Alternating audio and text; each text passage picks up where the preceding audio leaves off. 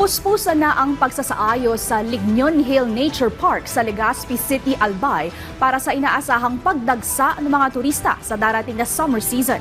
Ang detalye sa balitang pambansa ni Paul Hapin ng Radyo Pilipinas, Albay.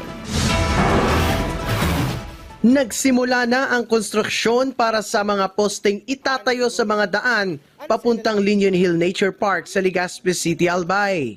Plano kasing maglagay ng Provincial Tourism Office ng solar-powered streetlights para maging gabay ng mga turista at bisita sa pag-akyat panaog sa naturang burol. Pagmamalaki ng Tourism Office, naayos na nila ang mga palikuran at water system sa taas para sa inaasahang pagdagsa ng mga turista sa summer season. Tumatanggap na ngayon ng Lignon Hill ng mga turistang umaakyat. Yung mga joggers, local joggers lang naman. Kasi parte na po ito ng mga enthusiast na exercise enthusiast. Pero ngayong April, talagang fully operational na po natin ang Lignon Hill.